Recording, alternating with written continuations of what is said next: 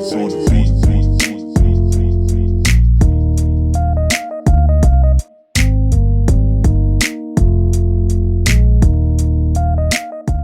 good, everyone? It's your boy Nati with another video for the DMVSportsZone channel. Today's a special video. I'm here with Noah, who you guys have seen across different videos on the channel, and we're actually going to be talking about fantasy football, right? Something that's Noah's very much familiar with, and I am as well as a player. So with that being said, let's get started with some of the questions for our Week 1 preview for the 2020 NFL season. So with the first question, can you give me one fantasy player that will come out of nowhere to break out in Week 1? Ooh, it's gonna be tough. There's a lot of speculation, especially with the rookies. I know everyone's really high on Clyde Edwards-Helaire for the Chiefs, but if you do want to look at that running back position, you want to see a breakout, I would look down in Jacksonville. You have a very interesting situation there where you have Leonard Fournette gone out of the picture. Raquel Armstead, who was supposed to be the number one lead back, is now out of the picture. So you got a couple question marks there. I think I would look at Chris Thompson. Chris Thompson is a guy who's really good in PPR. You know, a former Redskin. He will be used really well in Maroney's offense. They like to go to the running back when they want to have a dump off, but also the halfback wheel, slants, screens. He's a guy that doesn't necessarily carry the ball a lot, but in PPR and in the fantasy specific, Chris Thompson, all he needs is 2 or 3 big touches, especially in the end zone, and you could have a really valuable flex there. So I would pick him as my sleeper at running back, and probably the best sleeper pick for this upcoming weekend. Okay, that's fair. No, I've been thinking about Chris Thompson and sort of, with Jay Gruden being there as the offensive coordinator too, that sort of might provide Chris Thompson with more reps out of the backfield, and also with, of course, Leonard Fournette being released. So that's a really good pick. I'm going to stay closer to home, and this is sort of cheating because through the draft, he's been getting a lot of hype, but I'm just going to go with it. Antonio Gibson, and I'm not just saying this as a homer. I think the running back will get a lot of touches out of the backfield for Washington after another guy, and Adrian Peterson, was released. And I think that could come on running plays or even checkdowns, which if you go back to even Ohio State days, like Dwayne Haskins is very much in love with. So that's great there. I know McKissick right now, if you look at the depth chart, he's listed as a starter, but I think Gibson will ultimately outtouch him this week and really be a very good versatile back in our backfield. I really think he has the youth, talent, and opportunity combination that so many fantasy football experts always talk about in terms of being able to actually produce week in and week out in a fantasy format. And I've long compared him to an Alvin Kamara type, right? I know Noah's very much, I know you know very much how I feel about him through like my videos and stuff, but I really think he has that sort of potential. He might not be an Alvin Kamara type of back right now, but I think he will show in Week 1 that sort of potential that we all see in him right now. And then lastly, got Scott Turner, right? He was the offense coordinator in Carolina. Okay, he's coming here to DC. He's bringing over the Air Coryell offense, right? Which is very good in terms of running backs being able to catch and run the ball. So I think that's great there. And, I mean, he's playing against Philly, which is a pretty stout defense. But at the same time, I think they can be beaten a couple of times when it comes to running backs sort of catching out of the backfield and sort of turning into receivers all of a sudden. So that's my guy who I think will break out. But moving on a little bit to some fantasy plays that people should look out for this week. Can you give me 2 great fantasy players that will put on great performances this week? Yeah, so it's pretty interesting to see because a lot of times people just want to see the projection stats for a player, but you also have to account for their opponent. A lot of teams can counteract, even McCaffrey, your Barkleys, your superstars. They can be counteracted in the passing game by certain defenses or the running game by certain defenses. So accounting for all these more analytical factors, my 2 picks, I already mentioned Chris Thompson, but I think we should go to quarterback. Interestingly enough, I think that Teddy Bridgewater is an interesting player to watch this weekend. He's an ideal opponent for the matchup that he's going to face this week. Interestingly enough, a lot of rumors are coming out because right now there is a transition in that offense But Coach Rule, I think, can utilize that Teddy two gloves really well. Mm-hmm. And particularly in an offense that benefits from the short pass with McCaffrey or the slot with Samuel, Ian Thomas, McCaffrey, again, because he's a weapon. Yeah. We should see a pretty big performance from him from a fantasy perspective. In PPR, you like quarterbacks that not only get a lot of completions but touchdowns, and they tend to pass when they're in third down or red zone territory. Bridgewater has a long experience of being in an offense where they will go to him to throw slants or slash the end zone, as well as the ability to run out of that pocket to get some extra rushing yards. So I'll keep my eyes out for Teddy Bridgewater. The other pick, I would actually go defense. I know a lot of people never talk about that stuff, but the Buffalo Bills. Yeah. Coming into the season, they got Tre'Davious White locked up, and they're facing a very ideal opponent in the New York Jets. The New York Jets, with Adam Gase, are traditionally more of a passing offense, as you can see with the beef that Le'Veon Bell had with him last year. And the Buffalo Bills strive to be an elite pass defense. They have Tre'Davious White. They have all the guys they need in the middle of in the field. I think that also, more importantly, the Jets have way too many questions on offense right now. Right now, the number one receiver is Brashad Perryman, who, even though he showed flashes in Tampa last year towards the end of the season, too many question marks against an elite defense. I could see a couple turnovers happening, especially the Bills ranked in the top 10 last year in turnover differential. And people say that defenses can win championships, and fantasy is no different.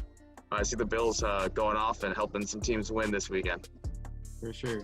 We haven't talked too much about this extensively, but I have the Bills as being one of the most underrated teams in all football this year. And if you look at their roster from top down, especially their defense, they're pretty stacked. So I definitely agree with you on that pick, and they have a pretty juicy matchup this week in fantasy. But my two great fantasy plays, I would probably go first and foremost with Chris Godwin, the wide receiver from the Buccaneers. Okay. And that's largely, first and foremost, that's largely because Mike Evans will likely be a game time decision for Sunday. And even if he does suit up and play, I think he will be limited likely. And that would, bode well for Godwin, who's looking for more passes from Tom Brady in that very crowded receiving core right now in Tampa Bay.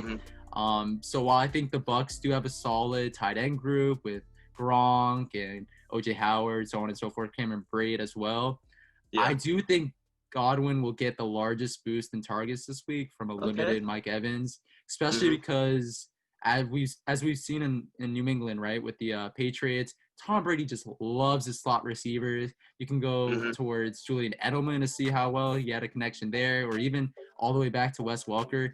He just loves the slot receivers, and Godwin pretty much lines up in the slot largely. So I think he will just feast this week. And then on top of that, it has a pretty great fantasy matchup, right? Something that we all look forward to, great matchups. He's playing against the Saints this week, and although they do have Marshawn Lattimore, I looked this up. I think he's only played 4 or 5% of his snaps in the slot. So he largely plays on the outside, and that, I think, is an advantage for Godwin there. And again, something that might contribute to him having a big week. I also think, just look at Godwin, his sheer talent alone, right? He put up 1,300 yards, 9 touchdowns last year. He's one of the best receivers in all of football. And he was being thrown to by Jameis Winston. And while I get that Winston throws the ball down the field, he's very good at it, even though he did rack up the picks last year. He's very good at that aspect. I get that. At the same time, Tom Brady is smarter with the football, and he knows not to make too many mistakes on the football field. So I think due to that ability to not throw that many interceptions, I think that will only lead to Godwin getting more targets down the field. So ultimately, I just think he's a really great play for this week. And then my second pick, I would go with someone who I had in one of my fantasy leagues last year, but was a really good player, even as a rookie, and Josh Jacobs, running back from the Raiders. Yeah. Oh, he's a talented. That Panthers-Raiders matchup. I had Teddy on my end, but hey, they're both offenses, so we'll see. For sure. And with Jacobs, like, as you know, as many people know, he's a talented young back. He put up 1,150 yards last year and 7 touchdowns as a rookie. And he should be expected to get a bigger workload this year. That's what I've seen from reports in John Gruden's run-heavy offense. So that's a plus for him. He's also expected to get more targets out of the backfield. I read somewhere where he was hoping to get about 60 catches out of the backfield this year, which if you add that on top of his amazing running ability, that's some great fantasy stats right there.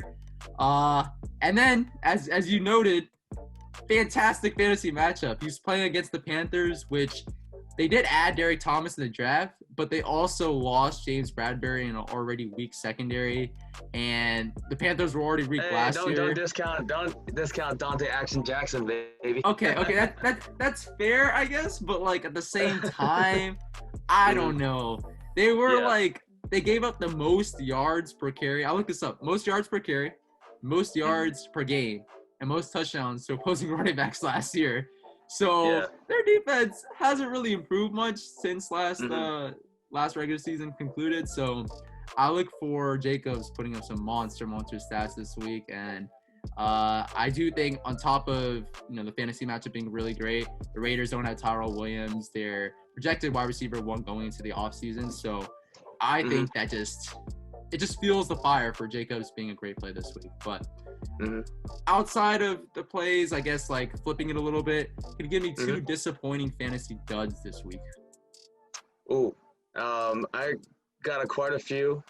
We put here at Sport AI, we put together a pretty decent list of busts and successes, but I think 2 that are going to stand out a lot that people are going to expect is, I would say that we saw that Deshaun Watson may be a high risk pick. Because they're like the offseason, a lot of people already talked about, there's already too many questions on that offense. We obviously lost DeAndre Hopkins. They do have Brandon Cooks. They do have David Johnson. But when you see what their opponent, the Chiefs, they're perfectly matched up for that type of offense they want to go. They want to be a vertical deep threat. Cooks, Stills, all those type of players are very deep threat-oriented players. And that Chiefs secondary has a lot of underrated guys. You got Sorensen at safety. You have a strong middle linebacker core. And they are going to focus in on that pass defense, and they really excel against the pass. So if they can't get the run going, Deshaun Watson can't get his arm going, they're in trouble. And I don't think that Deshaun Watson's he's going to have a decent game, but considering where he went in most people's fantasy drafts, as well as the expectations for him, he's definitely a dud, unfortunately, for week 1. And my second pick, I guess to mix things up, everyone wants to look at different positions. I would actually go to tight end. TJ Hawkinson of the Detroit Lions is going to be my pick for the draft. I don't even know about week 1. He might be just a season bust. I know it's a little bold there, but there are a couple questions that can't be measured by analytics that will affect him a lot. There was a public statement out that said he's not 100% healthy, particularly his ankle. As a tight end that relies a lot on route running, he's been slowed down in practice. And in a team in the Lions that's not necessarily the best in football right now offensively, if they want to lean on him, they have to look elsewhere. They do have Matt Stafford back, though. Yeah, they do have Matt Stafford back. We'll see what he can do. But if Hawkinson can't get open, particularly this week, his matchup isn't strong. A strong pass defense. I see him struggling. And a lot of people drafted him as their tight end 2 or tight end 1. I would put him on the bench this week. That's just my 2 cents, but we'll see. That's fair. No, that's fair, especially with the matchup against the Bears. Really good defense there. Sort of going along with the quarterback theme that you started off with. This sort of sucks because I drafted him because I think he will actually contend as the fantasy MVP this year, but I think Kyler Murray is in for a dud week this week. He obviously, we all know, tremendous upside, tremendous talent. But the matchup is super tough this week. He's going up against the 49ers defense, and who other than like the swap of like DeForest Buckner for Javon Kinlaw, they're pretty much the same right now, and we saw them really use that defense all the way to the Super Bowl. So it's gonna be a really tough matchup, and I do see him as being the quarterback 3, quarterback 4 come the end of the season, but after this week, he'll probably be the quarterback 12 to 15. I really don't think he will produce much this week. But I'll give you this one caveat, and like everyone watching. I think this game might be the sort of defining game, this defining win in a potentially real life MVP season for Murray. And maybe he puts up Kyler Murray type stats, right? And runs all over the field, passes down the field, gets a lot of touchdowns.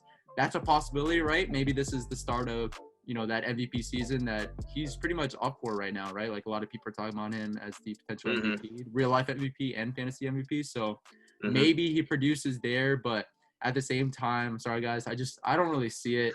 And luckily I have Cam Newton right now as my backup quarterback, and he's playing against the Dolphins. So if you have a good backup, a really solid backup, and a really solid matchup this week, I would probably go with that guy at this point. And then with my second guy, I don't think a lot of people are talking about him as being a dud this week, but I'm going to go with Adam Thielen, the wide receiver from the Vikings. I agree with that. I agree with that as well. Yeah. I think, like, many people know this, but, like, he should get a lot more targets this year with Diggs no longer being in Minnesota, although Justin Jefferson will probably contend for some of those targets as the season goes along, even as a rookie receiver. But on top of that, Minnesota brought in Gary Kubiak as their offensive coordinator, who is the sort of coordinator that runs a very run-heavy scheme. So that doesn't really bode well for the wide receiving options in Minnesota, but obviously does for Dalvin Cook. And on top of that, Adam Thielen gets a brutal matchup against one of the best young cornerbacks in the league in Jair Alexander of the Green Bay Packers. And when playing against the team and playing against Jair Alexander last season, in 2 games, he put up 5 receptions for 75 yards in 2 games. So I really don't see him as being a great fantasy play this week, and I really think he'll be a little bit disappointing as well. So you heard it there, guys, our fantasy duds. And with the last question for the vid, who do you think will be the fantasy MVP in week 1? Ooh, the fantasy MVP. Okay. I think it's, I like to break it down by the type of scoring league, because, obviously you have PPR, DraftKings, you have the individual matchups. But I think the player that can affect the most types of scoring leagues, I would have to go with Lamar Jackson. I think Lamar Jackson is going to be the week 1 MVP. So no regression there. No, I don't think there's going to be any regression. Okay. If you look at the Ravens offense, they've re-signed all their major players. You have Stanley, your offensive line's there. Hayden Hurst is gone, but now Mark Andrews is going to get a lot more touches. And he was the more talented of the 2 tight ends, at least based off their career so far. I know Hayden Hurst has a lot of potential in Atlanta, but Mark Andrews is the go-to guy. You have Hollywood Brown in year 2, bulked up, 10 more pounds. You have bulked Mark up. Ingram, bulked up. Yeah, bulked up from. It literally looks like he looks like sticks right now. Still, like even a guy on NFL Network broadcast said that. So. Yeah. He went from a whopping 160 to 180. Like he's like a normal sized NFL receiver. Yeah. And then I think that the Ravens, people forget having J.K. Dobbins now in there with Mark Ingram. So you have a lot of pressure away from the run as well as the pass, and you have the ideal matchup for Lamar Jackson. Lamar Jackson in the offseason, they add a lot of new plays to that Ravens playbook, which is already very unpredictable, particularly more deep passes. So there's a lot more vertical routes instead of the traditional slant, play action. He's going to get the chance to throw the ball more, and Lamar Jackson has a very underrated arm. I think that all it takes, even if he misses a couple, if he gets in rhythm, even gets 2 or 3 of those deep shots, some of them will lead to red zone touches, some of them will lead to maybe even a touchdown or 2. Lamar Jackson's got a high chance of being this week's MVP. Yeah, I definitely agree with you on those points, and 2 points to sort of respond to that. One, I'm just glad I traded for Mark Andrews. Like a couple days after the draft, that I was that high on him. I was just pissed that I couldn't get him in the draft, but ultimately I did get him, and I'm glad because Lamar Jackson will definitely throw him the ball a lot this year in a less so run-heavy scheme, in my opinion. Also, with Lamar Jackson, how can we not have love for the guy? Like he literally is the quarterback just up the road in Baltimore, and also I drafted him in all 3 of my leagues last year from the 4th to 7th rounds because I knew he was gonna come out with some really good production. I didn't expect MVP season, but I expected a really good season from him, and glad I had him. But On the question at hand with the fantasy MVP, I will go with someone who I think is undoubtedly the MVP for fantasy football this week, in Michael Thomas, the wide receiver for the Saints. Oh, okay. He's Michael Thomas. He catches seemingly every single ball thrown in his direction. Defenders can't really guard him, right? That's why his nickname is Can't Guard Mike. And he's playing against the Tampa Bay Buccaneers secondary that has no legitimate cornerback 1 or legitimate cornerback 2, in my opinion. They really don't have any legit cornerbacks there. That can at least like slow Thomas a little bit, because obviously no one can really stop him. And we've seen that over the last couple of years. And listen to this, Noah. In 2 games last year against the Buccaneers, he put up a grand total of 19 catches for 296 yards and 3 touchdowns in 2 games. You can't deny stats. Can't deny stats. Yeah, right? yeah. And like, I did watch a couple of games last year, because I remember I was playing against someone who had Michael Thomas, and I was rooting against him. But yeah, dude, he was catching everything. And I, in terms of real life, like wide receivers, I would probably have Julio over Michael Thomas. But when it comes to fantasy, man, like, there's just nobody like him at the wide receiver position. And I think he's just gonna, barring injury, I think he's just going to eat this week against that pretty weak Buccaneer secondary, but pretty underrated defense as a whole. But their secondary just isn't it right now, and I think he'll find a way to put up some big stats. But yeah, I definitely think that's on that point as well. If this goes to a shootout, Bruce Arians and pass-heavy offense, if it's not a run-heavy offense, you got a lot more time on the clock, a lot more possessions for the Saints. So I agree. Michael Thomas could definitely go off. And at a minimum, he's going to catch a lot of balls, which in real life wouldn't be necessarily the best, but for fantasy, the more catches the merrier. So for sure, I definitely agree. And so that's it in terms of the questions that I have prepared and stuff. But did you want to like plug any last thing or say anything last before we wrap up with the video? Yeah, I think that this fantasy season is going to be very interesting. There's a lot of question marks from a lot of teams that even last year were good. You have the Texans that have way too many questions. You have your traditional what ifs. You have your Dolphins and that year or two that rebuild. You have the Jets. Can Le'Veon Bell bounce back? Why is Adam Gase not fired yet? The Bears. I think the Bears too are one of the big X factors. They just announced Mitch Trubisky is going to be starting over Nick Foles. They have so many questions on offense. Tariq Cohen had a pretty bad year last year. I know a lot of people drafted him pretty high last year for terrible results. I can't even say he's going to be a sleeper. He just is going to struggle in that offense that has not improved at all in terms of the offensive line. Yes, you have the good receiver, Anthony Miller. You have the Robinsons. You have the good people on name. But the thing is, what can they do? What can they convert? And I don't think with Trubisky they can do much on that offense. So I'm curious to see how the season goes. And the team here at Sporty Eye is going to be tracking that data, and we'll be bringing it over. And I'd love to continue the collaboration for sure. For sure. Yeah, definitely agree with all your points, and definitely do want to see this collaboration extend into the season and beyond. But that's it for this video, guys. Thank you so much for watching. Please make sure to like, comment, subscribe to the channel. It'll be greatly appreciated as we post fiery content as much as we can, Noah and I, on the channel. So with that being said, thanks again. Yeah. we also have a Twitter page and Instagram page as well. The Twitter being at DMVSportsZone and the Instagram being all lowercase DMVSportsZone, where we post fire content on there as well. But thank you guys again so much for watching, and have a great first night of NFL action, right?